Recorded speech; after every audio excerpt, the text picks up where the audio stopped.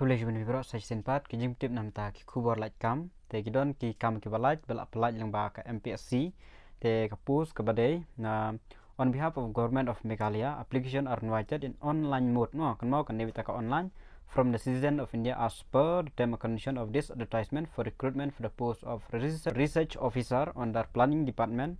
of the government of Meghalaya. Tekini ki post kidon kumba sau teli ki post research officer under planning department of the government of Meghalaya. Number of vacancy kidon sau teli te UR kawai khasi jantia R teli garo kawai tenam taki order STSC amdon te total baro kalong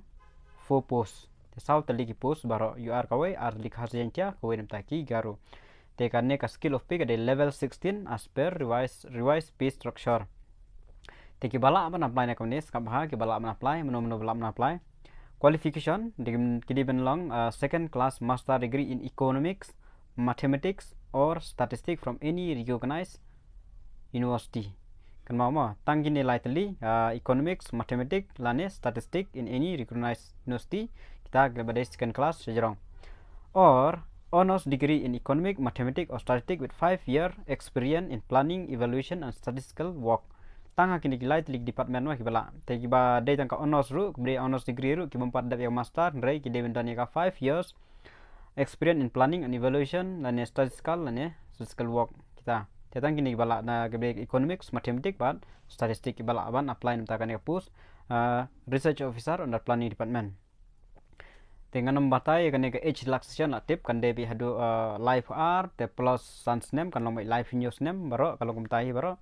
teka fees nam takane nam taki general category kade saus pa andrupau te nam taki SC/ST kade half tekan long no ars pa live po dingka nam takane ka post ban apply te last date ban apply kan de kharpral tarik manai September arjar apply kan mau banda page bhai ka tarik teka siu rupiah ban siu online ne phiap siu chalan sa pandep mapi gitu bokwa ban apply nam takane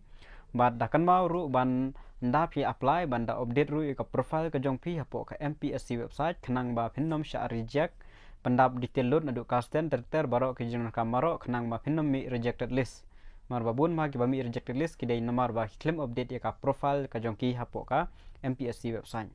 etang gine gi jing tip college one